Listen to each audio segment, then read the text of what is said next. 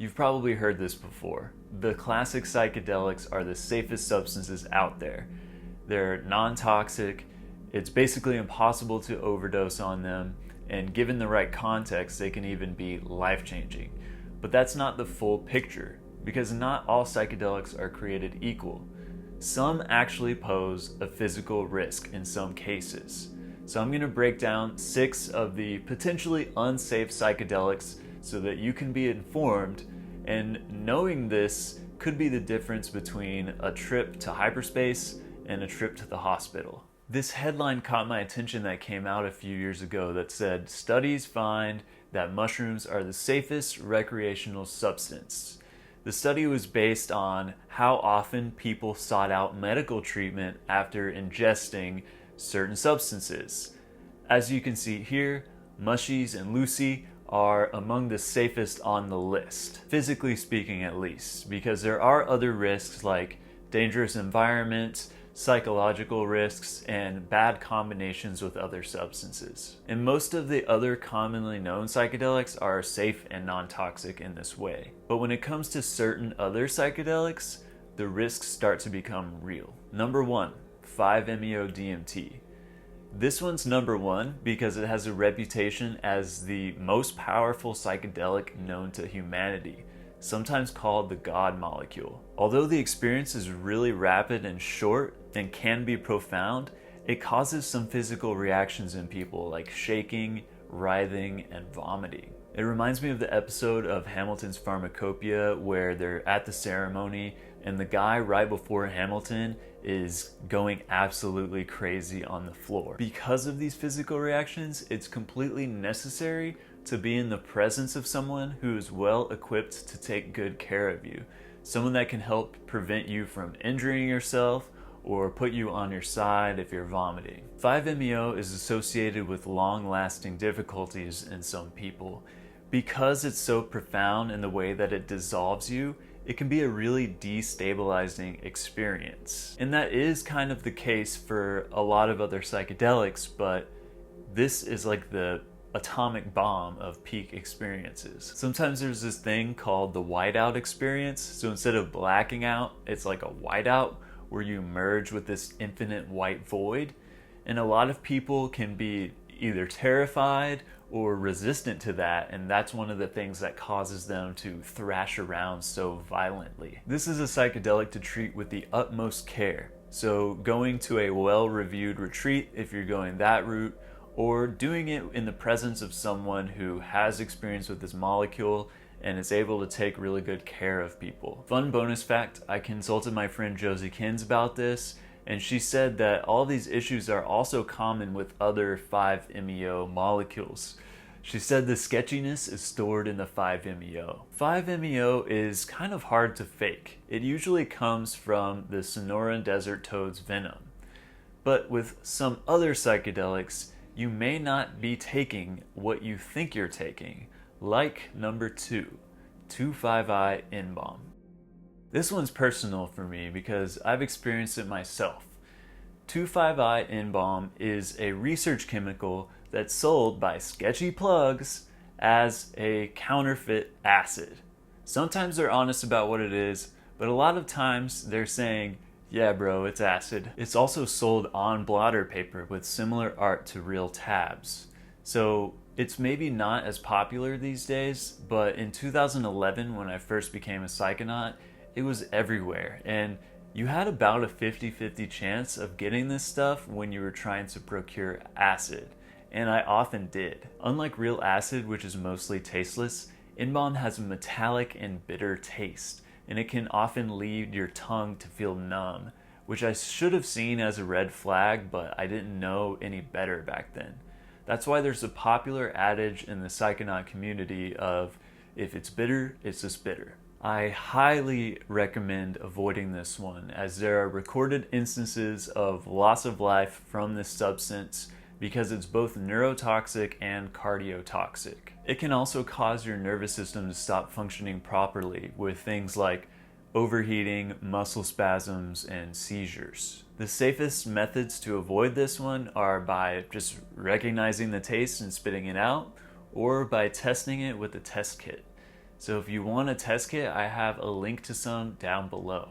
Because of my personal experience with this and what I've heard about it, I can strongly recommend that you not take it. It's not worth the risk for me, and real acid is so much better anyway, so please test your stuff. Even if you know exactly what you're taking and it's something that's traditional and plant-based, that doesn't make it automatically safe either. Like our next psychedelic. Number 3, ayahuasca. This jungle brew almost needs no introduction. It's a famous psychedelic that's entered the mainstream. It was even name dropped in the huge rap battle between Kendrick Lamar and Drake, where Kendrick says, "I suggest some ayahuasca, strip the ego from the bottom." But this is far from a casual recreational experience. It's pretty serious stuff. One of ayahuasca's most notorious aspects is the purge, where it's common for someone to vomit their guts out and or get diarrhea. Although this is expected and seen as a positive spiritual purge for people, if it gets too extreme, that can become dangerous. Vomiting and having diarrhea alone are both enough to severely dehydrate you.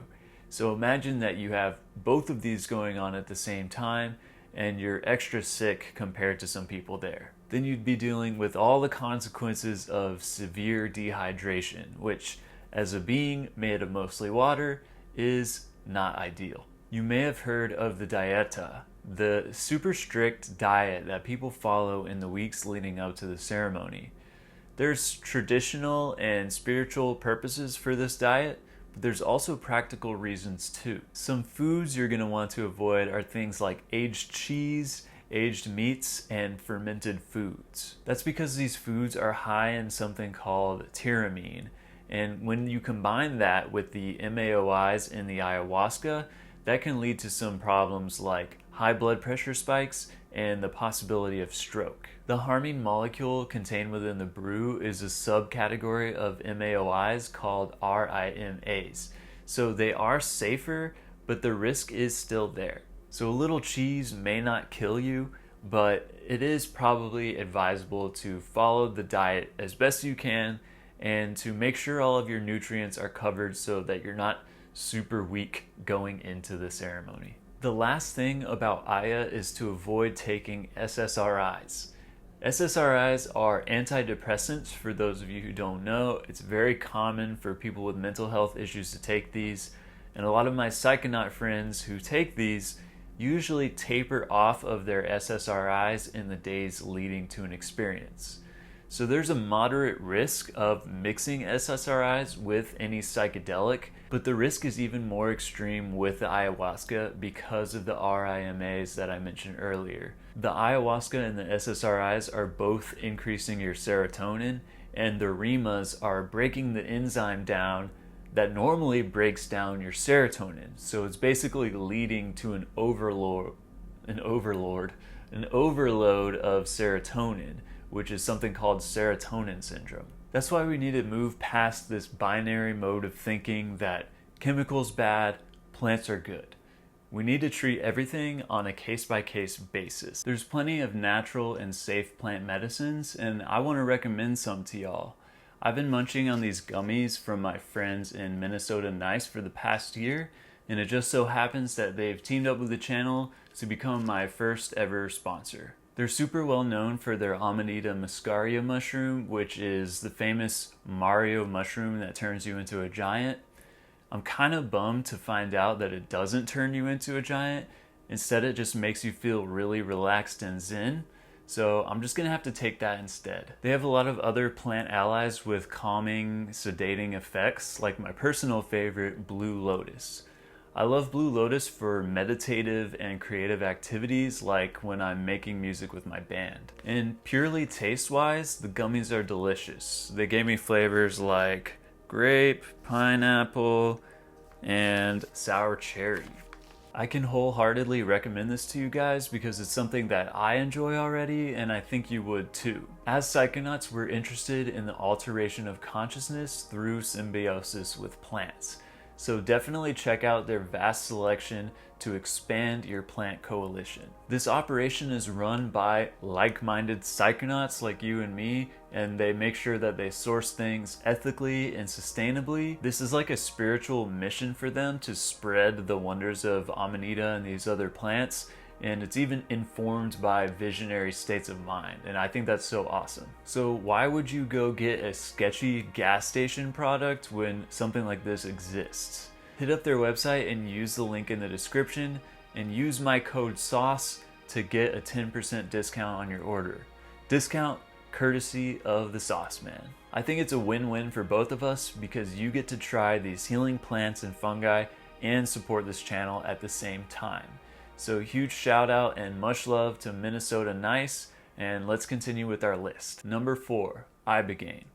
Iboga is a psychedelic tryptamine contained within the Iboga root, native to West Africa. It's native to countries like Gabon and used by people in the Bwiti religion for ceremonies. While they have these ceremonies, these Bwiti musicians play this insanely energetic harp music that just is awesome.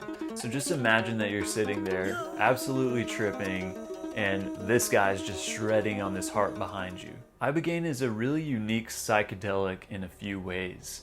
It's one of the most prominently known psychedelics that is native exclusively to Africa. It's sought after for its anti-addictive properties, with people reporting that it can make opiate withdrawals disappear with one large dose of Iboga. And the molecule itself is really complex, acting on a whole host of other receptors that most psychedelics don't act on. And this unique pharmacology is behind some of its anti-addictive properties, but it's also the source of the unique risk. Iboga lowers the heart rate in humans, and it also can cause arrhythmia, which can lead to a heart attack, although it's not fully understood why.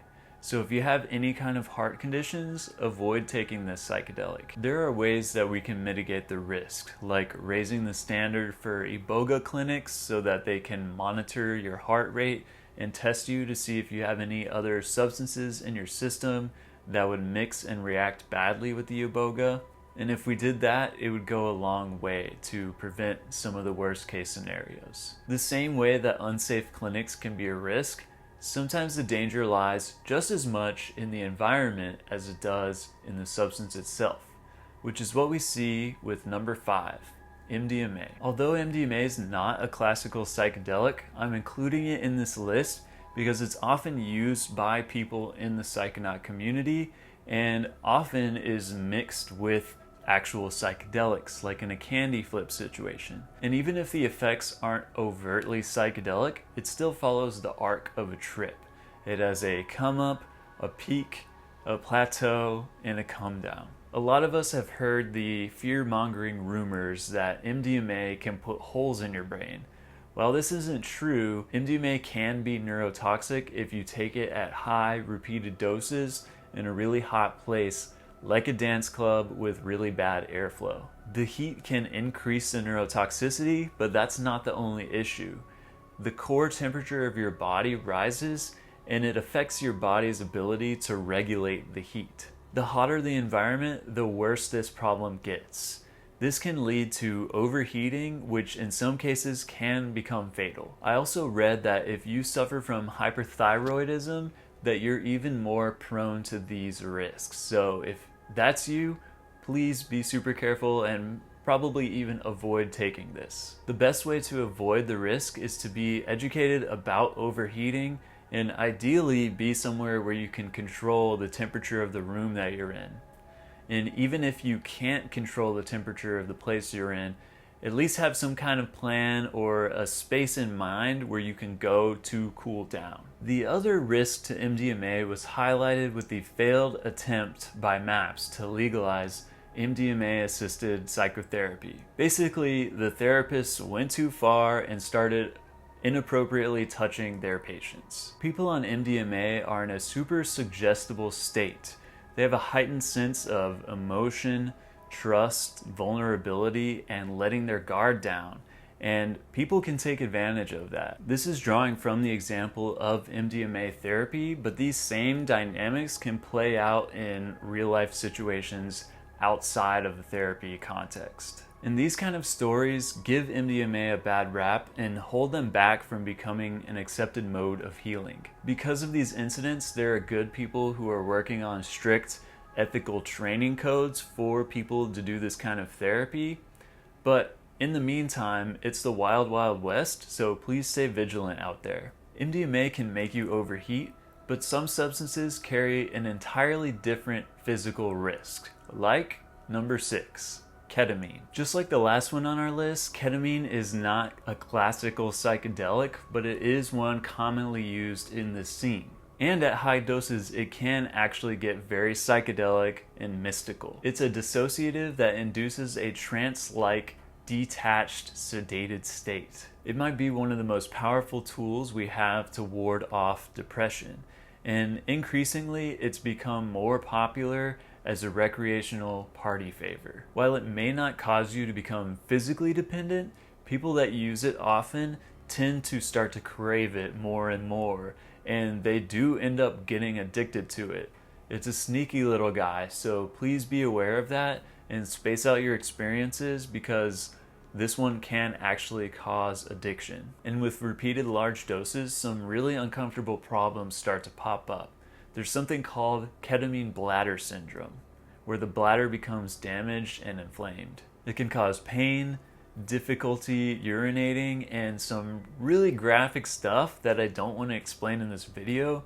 If you're curious, just look it up, but it's not pretty. So how about we avoid that, guys, and just not overdo the ketamine and spend all of our time at K-Hole Mart. My intention with this video is definitely not to fearmonger. I just wanted to let you guys know that there are some physical risks with some of these substances, and I want everyone to be informed about them. Psychedelics can be life-changing, and with great risk often comes great reward. So we shouldn't just not do something because there's a risk, but we do need to be smart about it. And we can avoid a lot of pain and a second wave of demonization of these substances if we avoid being reckless with this stuff. So I would encourage all of you to do lots of research from multiple sources before you ingest anything. I'm going to be providing links to some of the articles and studies that I drew from for this video down below in the description, so check that out if you want to read up on it. If you like the format of this video as a list,